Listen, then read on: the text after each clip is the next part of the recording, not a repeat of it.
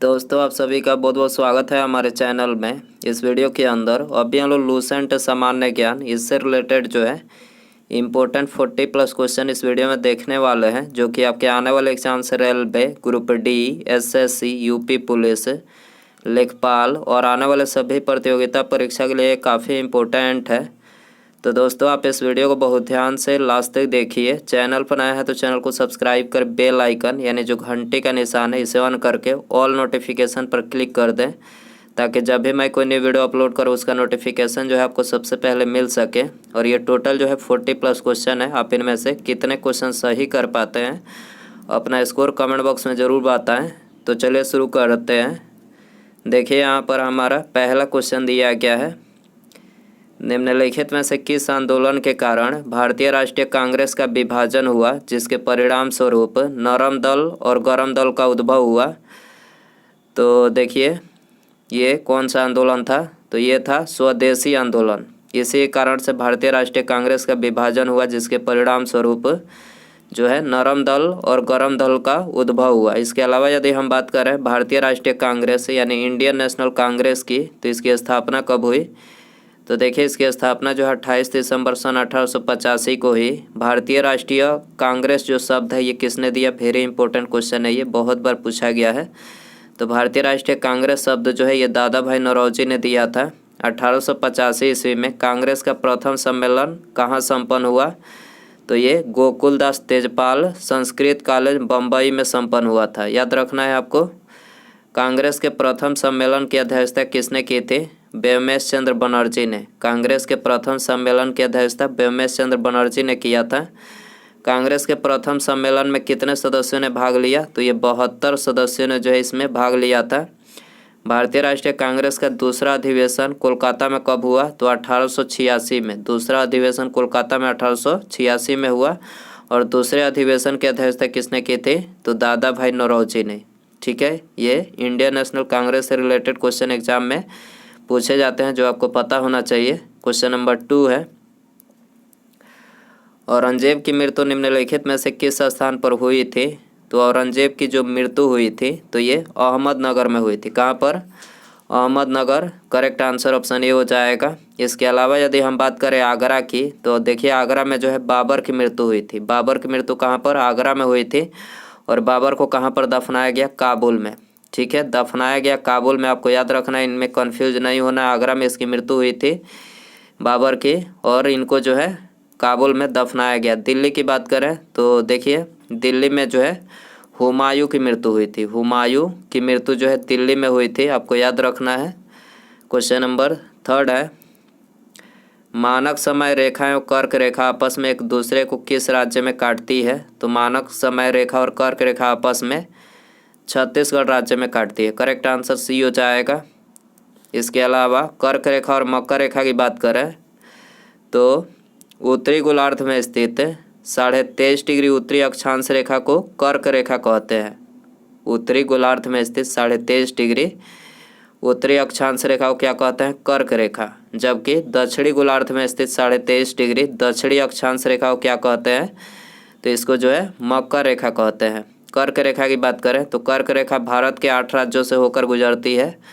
ये भारत के 8 राज्य कौन कौन से हैं, तो गुजरात, राजस्थान, मध्य प्रदेश, छत्तीसगढ़, झारखंड, पश्चिम बंगाल, त्रिपुरा और मिजोरम। ये टोटल 8 राज्य हैं। आपको याद रखना है, कर्क रेखा इन्हीं 8 राज्यों से होकर गुजरती है। क्वेश्चन नंबर 4 है, भारतीय संविधान के किस भाग में कल्याणकारी राज्य की स्थापना की बात कही गई है, तो करेक्ट आंसर ऑप्शन डी हो जाएगा। भारतीय संविधान के भाग 4 में जो है कल्याणकारी राज्य की स्थापना की बात कही गई है। भारतीय संविधान के भाग 1 की बात करें, भाग 1 की, तो इसमें जो है संघ और उनके क्षेत्र दिया गया है, जो कि अनुच्छेद 1 से लेकर 4 तक में वर्णित है, संघ और उनके क्षेत्र। भाग 2 की बात करें तो देखिए इसमें जो है नागरिकता से संबंधित प्रावधान दिया गया है, जो कि अनुच्छेद 5 से लेकर 11 तक में वर्णित है। भाग 3 में जो है मूलभूत अधिकार दिया गया है, जो कि अनुच्छेद 12 से लेकर 35 तक में वर्णित है। और भाग 4 ये तो बता ही दिए कि कल्याणकारी राज्य की स्थापना की बात कही गई है। इसके अलावा भाग 4 में जो है राज्य के नीति निर्देशक तत्व दिया गया है जो कि अनुच्छेद 36 से 51 तक में वर्णित है। ये सारी बातें आपको याद रखनी एग्जाम के लिए इम्पोर्टेंट है। क्वेश्चन नंबर 5 है, भारतीय राज्यों पर अंग्रेजी प्रभुत्व स्थापित करने के लिए किसने प्रशासन में सहायक संधि प्रणाली का सूत्रपात किया?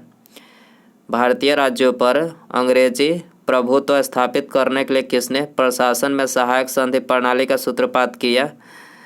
तो ये किया था लॉर्ड ब्लेजली ने। ठीक है, करेक्ट आंसर बी हो जाएगा। लॉर्ड ब्लेजली कार्यकाल की बात करें तो देखिए इसका कार्यकाल 1798 से 1805 तक जो था इसका कार्यकाल था, और इसी के कार्यकाल के दौरान जो है चौथा मैसूर युद्ध 1799 में हुआ था। इसी के कार्यकाल के दौरान जो है चौथा मैसूर युद्ध 1799 में हुआ था, और दूसरा मराठा युद्ध हुआ था, जो कि मराठा युद्ध 1803 से 1805 तक जो है चला था। आपको याद रखना इसी कार्यकाल के दौरान। क्वेश्चन नंबर 6 है, ताजमहल के अंदर के उद्यान को डैश के रूप में जाना जाता है? तो देखिए इसको जाना जाता है मुगल गार्डन के रूप में। याद रखना है आपको, ताजमहल के अंदर के उद्यान को मुगल गार्डन के रूप में जाना जाता है। करेक्ट आंसर ऑप्शन ए हो जाएगा। क्वेश्चन नंबर 7 है, 1924 में इंडियन नेशनल कांग्रेस का अधिवेशन कहाँ आयोजित हुआ था? तो 1924 की बात हो रही है। तो देखिए 1924 में बेलगांव में हुआ था। ठीक है, बेलगांव में हुआ था। करेक्ट आंसर ऑप्शन ए हो जाएगा। क्वेश्चन नंबर 8 है, ब्लू माउंटेन पर्वत शिखर भारत के किस राज्य में स्थित है? ब्लू माउंटेन पर्वत शिखर भारत के किस राज्य में स्थित है? तो ये मिजोरम राज्य में स्थित है। करेक्ट आंसर बी हो जाएगा। क्वेश्चन नंबर 9 है, भारत में पहली आर्थिक जनगणना कब की गई? भारत में पहली आर्थिक जनगणना कब की गई? 1977 में की गई थी। करेक्ट आंसर सी हो जाएगा। क्वेश्चन नंबर 10 है, भारतीय संविधान के किस भाग में केंद्र राज्य विधायी संबंध दिए गए हैं? केंद्र राज्य विधायी संबंध दिए गए हैं, तो ये भाग 11 में दिए गए हैं। ठीक है, करेक्ट आंसर ऑप्शन बी हो जाएगा। क्वेश्चन नंबर 11 है, भारतीय संविधान का अनुच्छेद 249 संबंधित है। 249 किससे संबंधित है? तो ये राज्य सूची के विषयों के संबंध में संसद की विधायी शक्तियों से, राज्य सूची के विषयों के संबंध में संसद की विधायी शक्तियों से संबंधित है अनुच्छेद 249। इसके अलावा यदि हम बात करें राष्ट्रपति पर महाभियोग चलाने की प्रक्रिया, ये कौन से अनुच्छेद में है? तो ये अनुच्छेद 61 में दिया गया है। ठीक है, अनुच्छेद 61 में राष्ट्रपति पर महाभियोग चलाने की प्रक्रिया का प्रावधान है। संसद के गठन का प्रावधान कौन से अनुच्छेद में है? अनुच्छेद 79 में। अनुच्छेद 79 में संसद के गठन का प्रावधान है। संघ की राजभाषा, ये कौन से अनुच्छेद में दिया गया है? 343 में। संघ की राजभाषा 343 में दिया गया है। न्यूटन प्रति मीटर स्क्वायर किसका एसआई मात्रक है? न्यूटन प्रति मीटर स्क्वायर किसका एसआई मात्रक है? तो ये दाब का एसआई मात्रक है। करेक्ट आंसर बी हो जाएगा। जैविक सिस्टम में रासायनिक क्रिया की प्रक्रिया को तेज करने में उत्तरदायी पदार्थ कौन सा है? तो उत्तरदायी पदार्थ है एंजाइम। जैविक सिस्टम में रासायनिक क्रिया की प्रक्रिया को तेज करने में उत्तरदायी पदार्थ है एंजाइम। बी आंसर हो जाएगा। विटामिन क्या होते हैं? विटामिन्स क्या होते हैं? तो देखिए विटामिन जो है ये कार्बनिक यौगिक होते हैं। ठीक है, ऑप्शन ए करेक्ट हो जाएगा। दोस्तों यदि आपको वीडियो पसंद आ रहा है तो प्लीज़ वीडियो को लाइक करें, अपने दोस्तों में शेयर करें, और चैनल पर आया है तो चैनल को सब्सक्राइब करके बेल आइकन ऑन करके ऑल नोटिफिकेशन पर क्लिक कर दें, ताकि जब भी मैं कोई नई वीडियो अपलोड करूं उसका नोटिफिकेशन आपको सबसे पहले मिल सके। चलिए देखते हैं अगला क्वेश्चन। निम्नलिखित में से संथाल विद्रोह कब हुआ था? संथाल विद्रोह, तो ये 1855 से 56 ईस्वी में हुआ था। ठीक है, 1855 से 56 में जो है संथाल विद्रोह हुआ था। ऑप्शन डी यहाँ पर करेक्ट हो जाएगा। निम्नलिखित में से कौन चौरी चौरा कांड की वास्तविक तिथि है? चौरी चौरा कांड की वास्तविक तिथि कौन सा है? तो यह है 5 फरवरी 1922। 5 फरवरी 1922 चौरी चौरा कांड का वास्तविक तिथि है। बी आंसर हो जाएगा। भारत की सबसे बड़ी बहुउद्देशीय परियोजना कौन सी है? तो सबसे बड़ी बहुउद्देशीय जो परियोजना है वो है भाखड़ा नांगल परियोजना, और ये किस नदी पर बनाई गई है? सतलज नदी। याद रखना है, भाखड़ा नांगल सतलज नदी पर बनाई गई है। याद रखना है, ऑप्शन डी यहाँ पर करेक्ट हो जाएगा। 61वें संविधान संशोधन अधिनियम द्वारा मतदान करने की आयु 21 वर्ष से घटाकर 18 वर्ष कर दी गई। यह किस प्रधानमंत्री के कार्यकाल में संशोधन हुआ? किसके कार्यकाल के दौरान हुआ था? राजीव गांधी। याद रखना है, राजीव गांधी के कार्यकाल में ही मतदाता की आयु 21 वर्ष से घटाकर 18 वर्ष जो है किया गया। याद रखना है, सी आंसर हो जाएगा। गांधी जी को महात्मा का खिताब किसने दिया? गांधी जी को महात्मा का खिताब किसने दिया था? वेरी इंपॉर्टेंट क्वेश्चन है। रविन्द्रनाथ टैगोर ने दिया था। याद रखना है, रविन्द्रनाथ टैगोर, बी आंसर हो जाएगा। भारत श्रीलंका के बीच अवस्थित है। भारत श्रीलंका के बीच अवस्थित है। तो भारत श्रीलंका के बीच जो है पाक जल संधि और मन्नार की खाड़ी, पाक जल संधि और मन्नार की खाड़ी स्थित है। तो यहाँ पर 1 और 3 ऑप्शन सी में दिया गया है, करेक्ट हो जाएगा। इलाहाबाद का अशोक स्तंभ अभिलेख निम्नलिखित में से किसके काल के बारे में सूचना प्रदान करता है? तो इलाहाबाद का अशोक स्तंभ की बात करें तो ये समुद्रगुप्त के काल के बारे में सूचना प्रदान करता है। ऑप्शन डी यहाँ पर करेक्ट हो जाएगा। निम्नलिखित में से कौन मानव गुर्दे का सामान्य कार्य नहीं है? मानव गुर्दे का सामान्य कार्य कौन सा नहीं है? रक्त में शर्करा की मात्रा का नियंत्रण। रक्त में शर्करा की मात्रा का नियंत्रण जो है मानव गुर्दे का सामान्य कार्य नहीं है। ऑप्शन डी यहाँ पर करेक्ट हो जाएगा। भारतीय व्यापार में ईस्ट इंडिया कंपनी का एकाधिकार समाप्त किया गया। भारतीय व्यापार में ईस्ट इंडिया कंपनी का एकाधिकार समाप्त किया गया। तो ये 1813 में समाप्त किया गया। बी आंसर हो जाएगा। 24 है। रेगुलेटिंग एक्ट कब पारित किया गया था? रेगुलेटिंग एक्ट कब पारित किया गया था? 1773 में पारित किया गया था। ऑप्शन ए यहाँ पर करेक्ट हो जाएगा। भारत के प्रथम वायसराय निम्न में से कौन थे? भारत के प्रथम वायसराय कौन थे? लॉर्ड कैनिंग भारत के प्रथम वायसराय थे। ऑप्शन सी यहाँ पर करेक्ट हो जाएगा। राष्ट्रीय कृषि और ग्रामीण विकास बैंक यानी नाबार्ड की स्थापना किस वर्ष हुई थी? तो नाबार्ड की स्थापना 12 जुलाई 1982 को नाबार्ड की स्थापना। बी आंसर हो जाएगा। निम्नलिखित में से किस वेद में यज्ञों के नियम एवं विधि विधानों का संकलन के साथ साथ बलिदान विधि का वर्णन किया गया है? तो ये यजुर्वेद में किया गया है। ठीक है, करेक्ट आंसर ऑप्शन ए हो जाएगा। राष्ट्रपति द्वारा सर्वोच्च न्यायालय के न्यायाधीशों की नियुक्ति की जाती है। राष्ट्रपति के द्वारा सर्वोच्च न्यायालय के न्यायाधीशों की नियुक्ति की जाती है। तो ये की जाती है भारत के मुख्य न्यायाधीश के परामर्श से। ठीक है, राष्ट्रपति के द्वारा भारत के मुख्य न्यायाधीश के परामर्श पर सर्वोच्च न्यायालय के न्यायाधीशों की नियुक्ति की जाती है। ऑप्शन डी यहाँ पर करेक्ट हो जाएगा। प्रथम एंटीबायोटिक की खोज किसने की थी? प्रथम एंटीबायोटिक की खोज जो है अलेक्जेंडर फ्लेमिंग ने किया था। ठीक है, ऑप्शन बी यहाँ पर करेक्ट हो जाएगा। प्रायद्वीपीय पठार की सबसे ऊंची चोटी कौन सी है? प्रायद्वीपीय पठार की सबसे ऊंची चोटी है अनाईमुडी। याद रखना है, अनाईमुडी है। करेक्ट आंसर ये हो जाएगा। निम्नलिखित में से कौन सा मिलान गलत है? मिलान गलत आपको बताना है। शुंग वंश की बात करें तो पुष्यमित्र शुंग ने जो है इसकी स्थापना की। चोल वंश दंती दुर्ग ये जो है गलत है। चोल वंश की स्थापना किसने की थी? विजयालय ने। विजयालय था इसका संस्थापक। विजयालय आपको याद रखना है। पाल वंश गोपाल हो जाएगा। चौहान वंश वासुदेव याद रखना है। निम्नलिखित में से किस संविधान संशोधन द्वारा वस्तु एवं सेवा कर यानी जीएसटी लागू किया गया? जीएसटी की बात करें 101वां संविधान संशोधन। बी आंसर हो जाएगा। चतुर्थ स्तंभ किसे कहा जाता है? चतुर्थ स्तंभ किसे कहा जाता है? तो ये प्रेस एवं समाचार पत्र को कहा जाता है। प्रेस एवं समाचार पत्र को चतुर्थ स्तंभ कहा जाता है। ऑप्शन डी यहाँ पर करेक्ट हो जाएगा।